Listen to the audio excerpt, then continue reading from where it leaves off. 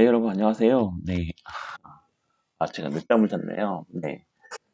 제가 이 앞에 이제 현행헌법의 기본 원리까지는, 다 했고, 자, 현행헌법의 기본 제도, 네, 기본 제도, 이 정당제도 앞부분을 조금 하고, 네, 좀 이번 주 강의를 마칠까 합니다, 여러분. 자, 우리나라 현행헌법은, 자, 기본 원리, 조금 전까지, 조금 전 아니죠, 여러분. 어제 저녁까지 저녁에 제가 녹화를 했는데, 자, 몇 가지 어떤 기본 원리가 있죠. 큰 기본 원리가 있죠. 뭐, 국민주권의 원리가 가장, 네, 중요하고, 그 다음에 민주주의 원리라든지, 네, 또는 문화국가의 원리라든지, 또는, 어, 저번 시간에 배웠던, 뭐, 법치국가의 원리라든지, 자, 이런 원리로 인해서 우리 현행 헌법이 구성이 되고, 그 다음에 헌법 전반에 흐르는 우리의 어떤 기본 원리들이 깔려 있는데, 자, 그런 기본 원리, 또, 우리 현행 헌법의 어떤 기본 제도, 그러니까 어떤 거냐면, 우리 헌법이 구성이 됐을 때 어떠한 원리가 반영이 돼서 우리 헌법이 구성이 됐냐, 그리고 자, 우리 현행헌법이 물론 국민의 기본권 규정에 관한 사항과 국가의 조직과 구성에 관한 사항들이 그런 헌법 사항들이 우리나라 헌법에 들어가 있는데 잠시만요.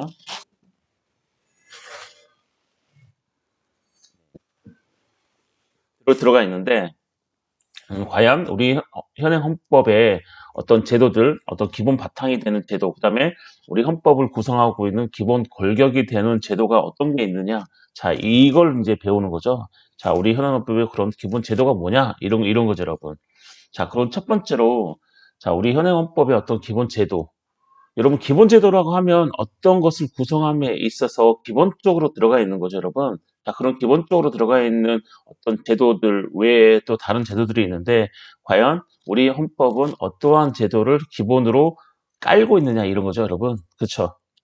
기본 원리가 우리 헌법의 전반에 흐르는 어떤, 헌법의 원리, 그렇죠? 그 원리에 따라서 헌법이 구성이 됐다면, 이 현행헌법의 기본 제도는 우리가 뭔가가 일을 시작할 때 기본으로 어떤 거 세팅을 해놓고 나머지를 이렇게 받아들이는 것처럼 우리 현행 헌법도 기본 제도라는 게 있습니다. 이런 기본 제도 하에서 헌법이 굴러갈 수 있도록 운영이 될 수 있도록 만들어 놓고 나머지가 이제 끼어드는 거죠. 자, 이런 개념인데 네, 이해가세요? 자, 그런 기본 제도 중에 자, 오늘은 이번 시간에는 네, 정당제도를 보겠습니다. 이 정당제도는 왜 그렇게 중요하죠? 첫 번째로 나올 만큼 중요한 이유는 결국은 정당이 어떤 일을 해요? 국민의 정치적 의사를 수렴을 해서 국가에 반영시키는 일을 누가 해요? 정당이 하죠. 여러분, 제가 안경을 안 썼네요. 잠시만요.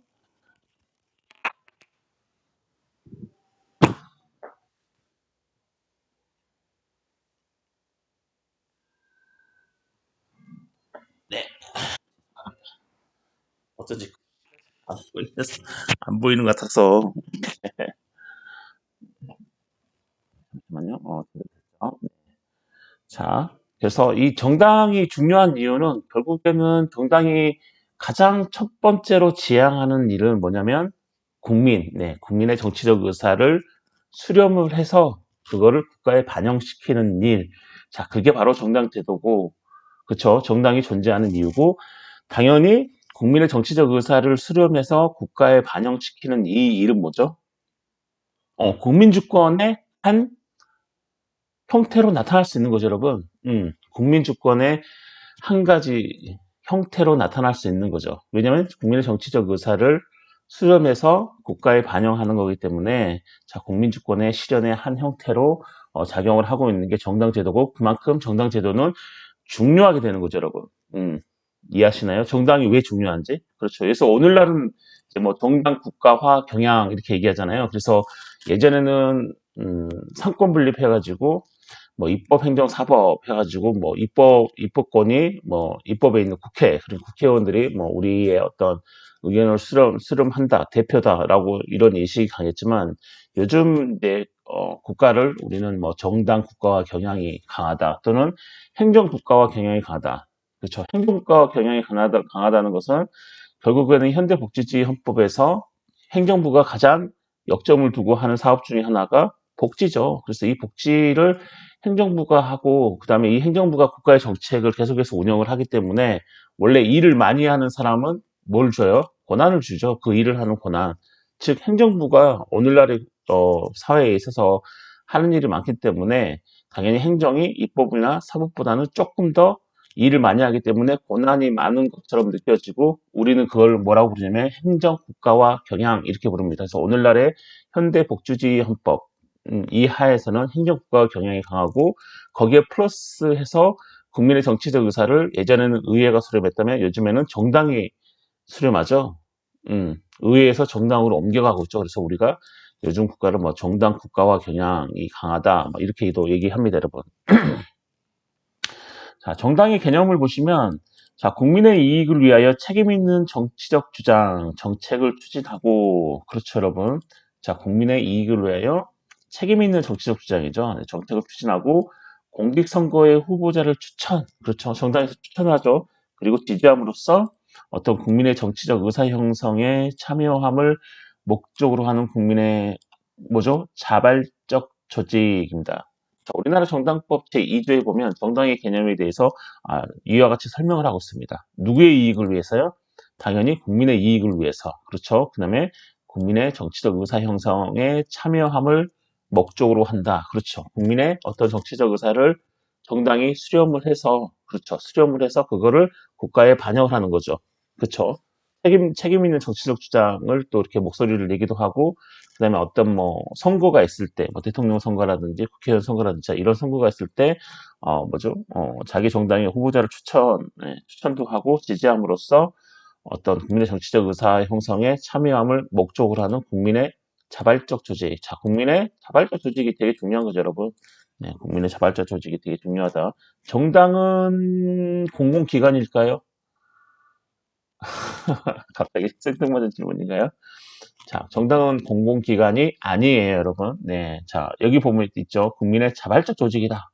국민의 자발적 조직이 정당인데 당연히 공공기관이 될 수가 없겠죠. 이거 많이 헷갈려서 하시는데, 정당은 국민의 자발적 조직으로 공공기관이 아닙니다, 여러분.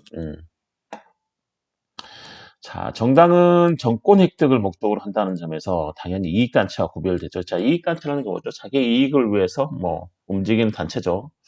이익단체는 자기 이익을 목적으로 하기 때문에 자, 정권 획득을 목적으로 한다는 그 정당과 자, 구별이 되고요.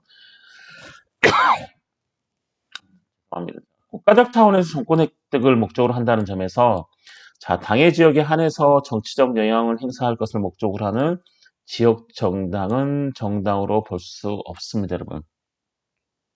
자, 정당은 국가적 차원에서 정권을 획득하죠. 뭐 요즘 더불어민주당이라든지 뭐 국민의힘이라든지 국민의 당 뭐 이런 것도 있죠. 네, 이런 뭐 당들 이런 정당들은 당연히 어떤 전 국가적 차원, 즉 대한민국의 차원에서 어떤 정권 획득을 목적으로 한다는 점에서 당의 지역만 한해서 어떤 정치적 영향을 행사할 것을 목적으로 하는 뭐 지역 정당은 뭐 현재 우리나라에서는 정당으로 보지 않습니다.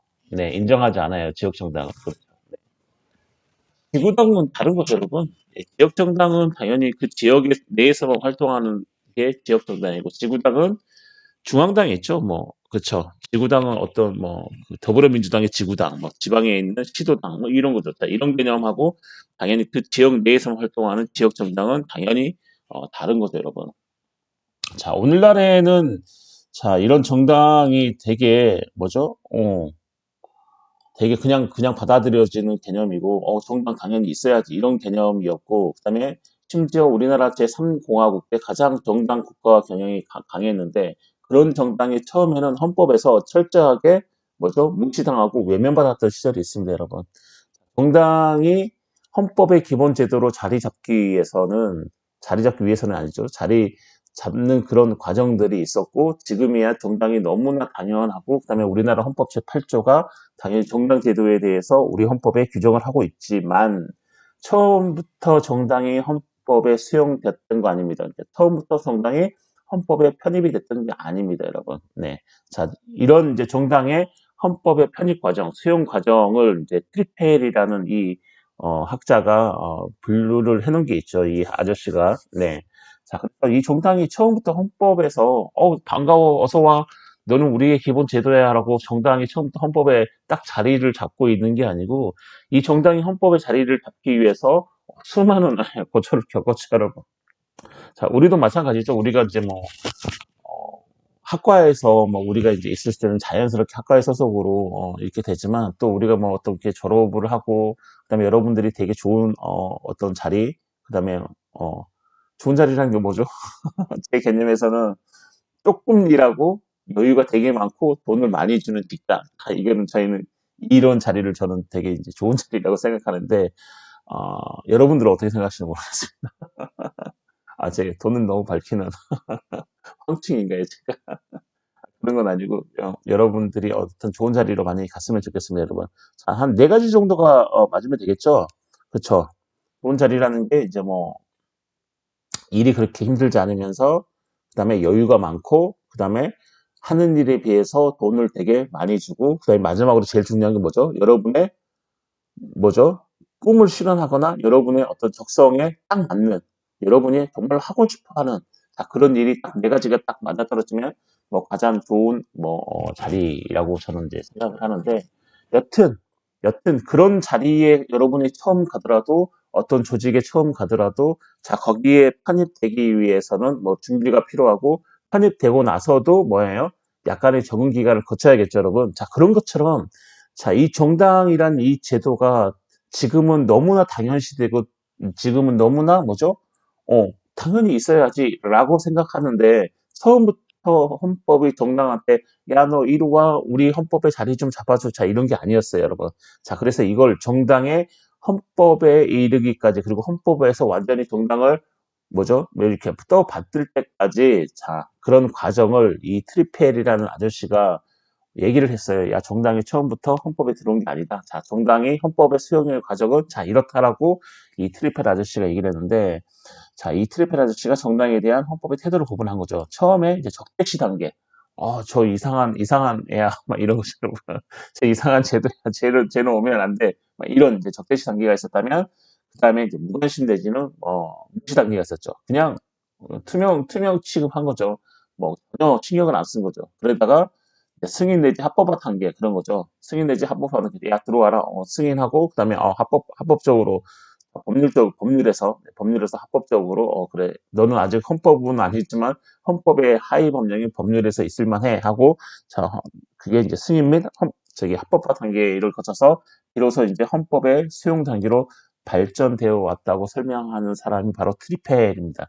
다시 한번 정리하면 정당은 처음에는 헌법의 적대시를 하다가 그 다음에 무시 단계로 갔다가 그 다음에 아직 우리가 너를 승인해 준 건 좋은데 아직 헌법까지는 아니야. 그래서 너는 헌법의 하위 법령에 지금 법률에 있어 하고 그 다음에 법률에 있고 그 다음에 비로소 이제 헌법에 너 헌법에 편집했어도 되겠네라고 헌법의 수용 단계로 발전되어 왔다고 하는 게 트리펠 아저씨인 거죠, 여러분. 네.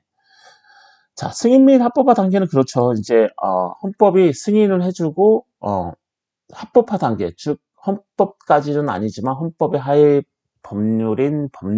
하위 법령인 법률까지는 뭐죠? 인정해 줄게 하고 나서 비로소 정당이 헌법에 이렇게 슉슉슉 들어왔고 우리나라 헌법엔 제8조의 정당제도에 대해서 명시를 해놓고 있죠, 여러분. 여러분, 그 정당제도는 대단히 중요해서 여러분 뭐 필사를 뭐 하셔가지고 벌써 올리신 분도 좀 몇 분 계시던데 혹시 필사 아직 이제 중이시거나 이제 하려고 준비를 하시는 분들은 이제 먼저 한번 그 우리나라 헌법 제8조 정당제도를 한번 읽어보시면 좀 도움이 많이 될 거라고 생각합니다, 여러분.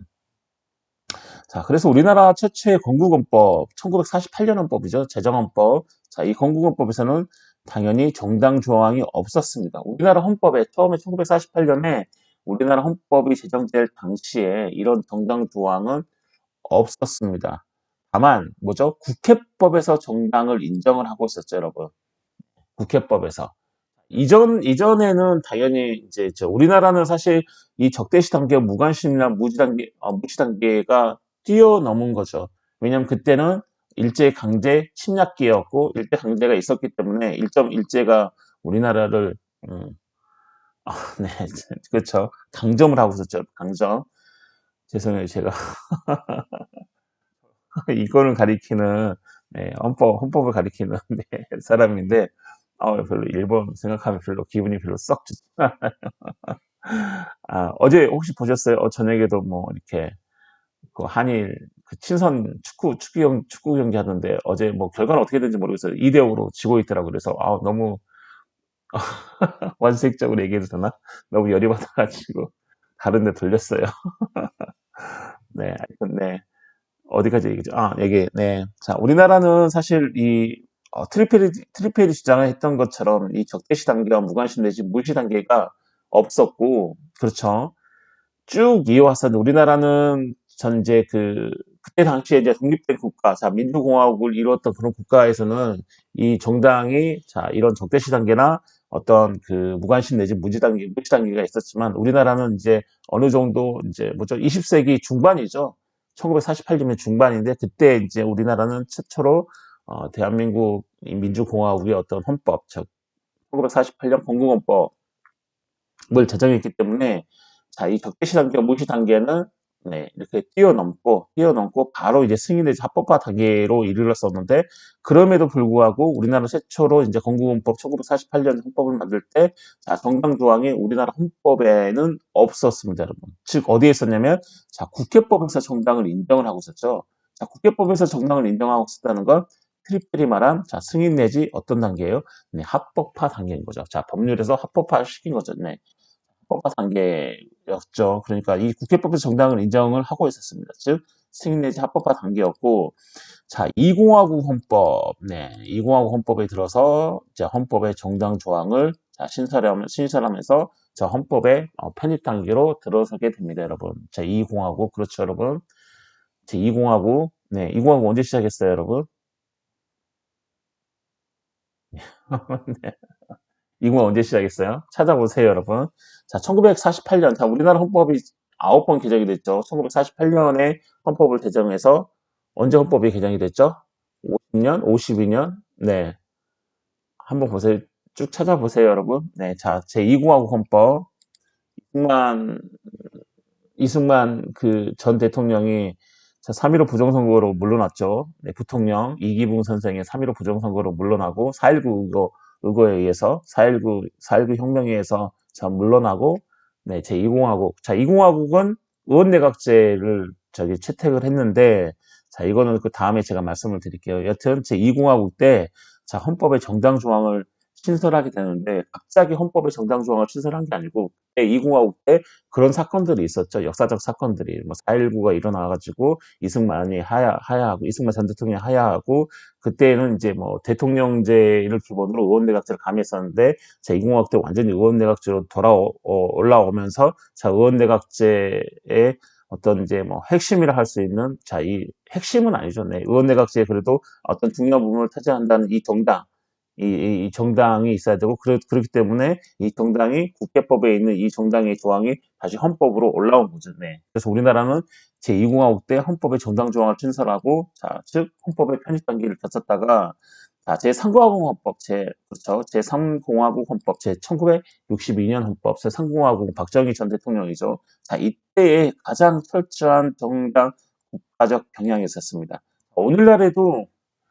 오늘날에도 정당 국가화 경향을 많이 얘기를 하지만, 자, 제3공화국 때 가장 철저한 정당 국가로서의 면모를 보여줬는데 왜 그러냐면, 자, 그때는 정당의 추천 없이는 대통령과 국회의원 선거에 입후보할 수도 없었고, 그 다음에 지금이야 정당을 탈당하면 뭐 무소속 의원으로 국회의원이 국회에서 활동을 하지만, 그때 당시에는 정당에서 탈당하면 바로 의원직 이 상실됐죠. 네, 흔히 뭐 속된 말로 뭐 금배지가 떨어진다 이렇게 얘기하죠, 여러분. 바로 의원직이 그런 상실되는 네, 그런 이제 상태였다는 건데, 여러분. 자, 이해 가세요, 여기까지, 여러분? 네, 잠깐만요. 여기까지 하면 되겠네요. 네. 자, 정당의 법적 형태.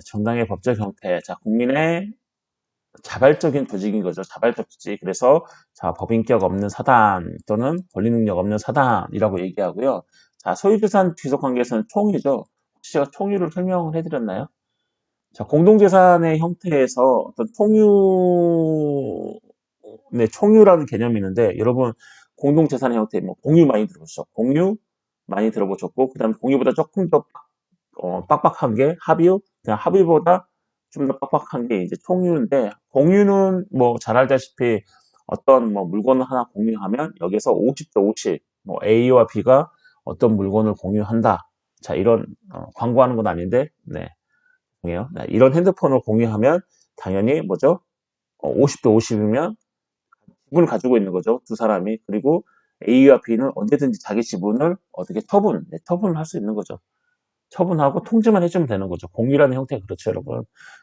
누군가가 여러분하고 어떤 물건을 공유하고 있을 때 당연히 공유자 중에 한 명은 자기의 지분을 다른 사람한테 처분을 하고 그다음에 다른 상대방 공유자한테 알려주기만 하면 되는 게 그게 바로 이제 공유라는 개념이죠. 공동 재산 형태에서 공유라는 개념이고 합유는 뭐죠? 합유는 뭐냐면 공유는 상대방의 어떤 다른 상대방의 의사에 필요 없이 물건을 팔고 물건을 파는 게 아니고 자기 지분을 팔고 통지만 해주면 됐다면 합유는 자기의 지분을 처분하기 전에 다른 공유 상대자들에게 동의를 받아야 되는 거죠. 나 이거 내가 있는 지분 이거 뭐죠? 팔려고 해. 동의해줘. 그래서 동의해주면 자기의 지분을 다른 사람한테 팔고 자기는 빠져나오는 거죠. 자, 이게 바로 합의의 형태고, 자, 총유는 뭐냐면은 총유는 공동재산의 형태지만 뭐죠? 자, 이 물건을 처분하기 위해서는 방금 공유나 합의처럼 그렇게 하지 않고 총유는 이제 어떤 총회를 열어야 되는 거죠. 네. 그 물건의 공동자들한테 총회를 열어야 되는 거죠. 총회를 열어가지고 그 물건의 지분을 가지고 있는 사람이 모두 참여한 다음에 거기에서 이 물건을 처분하겠습니다라고 해서 아예 다른 사람한테 처분을 하는 거죠. 아예. 이해하시나요, 여러분? 그 물건의 지분을 가지고 있는 사람들이 모두 모여서 총회를 열어서 이 물건을 처분할 때, 자, 그런 이제, 공동재산의 형태를 우리는, 자, 총유라고 하는데, 자, 정당의 재산이 그렇습니다. 자, 정당의 재산의, 어떤 소유재산의 귀속 관계에 있어서는 총유고, 자, 그리고 소유재산의 귀속 관계에 있어서는, 자, 법인격 없는 사단인 거죠, 여러분. 권리 능력 없는 사단, 이렇게 얘기하죠, 여러분. 한번 찾아보세요. 이거 제가 혹시 말을 했나요? 법인격 없는 사단, 권리 능력 없는 사단을 찾아서 열린 게시판에 좀 올려주시면 좋을 것 같다라고 얘기를 했고, 물론 이거 뭐 성적에 반영이 안 되니까 하고 싶은 사람만 하시면 될 것 같습니다, 여러분. 구이 헌마 262 사건에서 헌법재판소가 이렇게 결정을 했죠. 헌마 사건은 뭐죠? 헌법소원 사건이라 그랬죠. 이 기호가. 그렇죠. 자, 그리고 정당의 헌법상 지위, 자, 뭐, 헌법기관설, 사적견자설, 중개적 기관설이 대립하지만, 다수설은, 중개적, 뭐, 기관설로, 보고 있다. 자, 이런 거죠, 여러분. 헌법기관설은 헌법에 있으니까 헌법기관설이고, 그 다음에 사적견자설은 당연히 국민의 자발적 조직이기 때문에, 뭐, 사적 결사설로 보고, 또는 뭐 중개적 결정사는 중개적 기관사는 뭐죠? 국민과 국민의 어떤 정치적 의사를 수렴해서 국가에 반영하니까 중간직 기관설이 대립하지만 자 뭐 중개적 기관설이 다수이긴 하지만 또 헌법 기관설이라는 얘기도 만만치가 않습니다, 여러분. 네, 이해하시나요, 여러분? 자, 정당은 권리 능력 없는 사단으로서, 즉 법인격 없는 사단하고 동일하죠. 법인격 없는 사단으로서 어떤 기본권 주체성 헌법 소원 청구인 적격이 인정되나? 자, 이거 잘 보세요, 여러분. 자, 국민의 자발적 조직인 이 정당은 권리 능력 없는 사단, 즉 법인격 없는 사단이긴 하지만, 즉 국민의 자발적 조직이죠, 여러분. 여러분 만약에 정당이 공공기관이라고 생각하면 당연히 헌법 소원이 할 수 있을까? 헌법소원 할 수 있을까요, 여러분?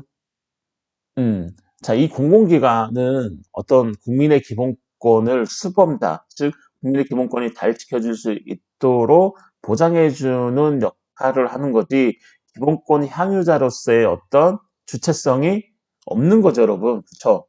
기본권 주체성이 없는 거죠. 왜냐면 이해하시나요, 여러분? 국가기관은 국민의 기본권이 헌법에 따라서 잘 보장되도록 하는 기본권 수범자로서의 지위를 가지고 있지, 우리 국민처럼 기본권을 향유하는 기본권의 주체로서 기본권을 향유하는 지위가 아니죠.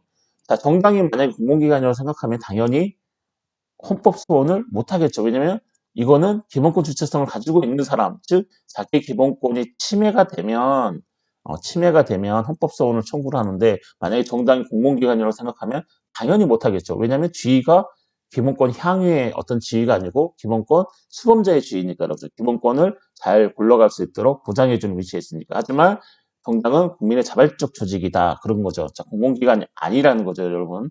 그래서 권리 능력 없는 사단이라고 얘기하는데 당연히 그때는 기본권 주체성을 가진다. 정당도 그렇죠.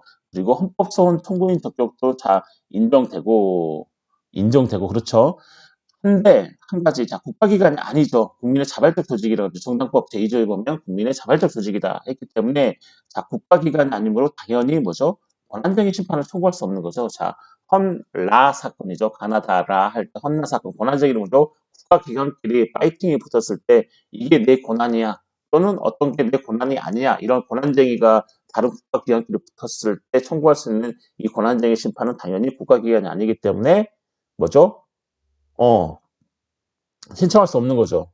사적 권리 능력 없는 저기 국민의 자발적인 어떤 그 사단이기 때문에 그렇죠.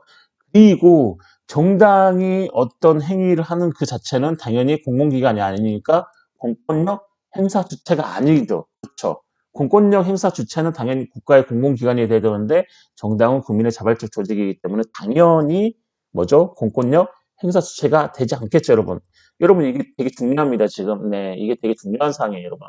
네, 시험에도 많이 나오고 또 뭐 우리가 흔히 오해할 만한 어떤 사항들이 많은 거죠. 어떻게 딱 생각하면 정당은 아 그래 공공기관이지 국회에서 놀던데 막 이런 생각을 있죠. 대통령하고 맞짱 뜨던데 가서 이런 거죠, 여러분. 하지만 그거 아니에요, 여러분. 네, 그래서 국가기관이 아니므로 권한쟁의 심판, 즉 헌법재판 중에 한 종류, 자 권한쟁의 심판이라는 어떤 헌법재판이 있는데 당연히 국가기관이 아니기 때문에 권한쟁의 심판에 대상이 되지 않죠. 청구를 할 수 없죠. 청구인 적격이 인정되지 않는다 이렇게 얘기하죠, 여러분. 그리고 당연히 공권력의 행사 주체도 아니죠. 근데 뭐죠? 헌법소원 청구인 적격은 인정이 되죠. 왜? 자발적 조직이기 때문에 국민의 그렇죠. 그래서 여기에 대한 어떤 기본권 주체성을 정당도 가지고 있다. 자 이런 겁니다, 여러분. 자 여기까지 하고 현행 헌법의 정당 조항에 대해서는 저희가 다음 주부터 다시 시작을 하도록 하겠습니다. 여러분 아침이 아니죠. 여러분한테 아침이 아닐 수도 있죠, 여러분. 하지만 아침일 수 있겠네요. 9시부터 되니까. 네, 여러분 하여튼 제 수업 잘 들어주시고 또 댓글에 이제 많은 분들이 또 이렇게 응원의 글도 남겨주시고 또 혹시나 뭐 댓글로 응원의 글을 남기지 않더라도 마음속으로 이제 저를 많이 응원해 주시는 학생님들께 너무나 감사드리고 오늘 하루도 잘 보내시고 그다음에 건강하시고 그다음에 뭐 주말에 비가 온다는데요. 네, 비가 오면 뭘 해야 되죠? 비가 오면 뭐 분위기 좋은 카페나 또는 뭐 전망 좋은 어떤 카페 또는 뭐 식당 뭐 이런 데 가서 뭐 밖에서 내리는 비를 이제 감상하면서 커피도 한 잔 먹고 하면 조금 운치 있는 삶을 살지 않을까 생각이 됩니다. 여러분 수고 많으셨고요. 저는 다음 시간에 또 뵙도록 하겠습니다. 감사합니다.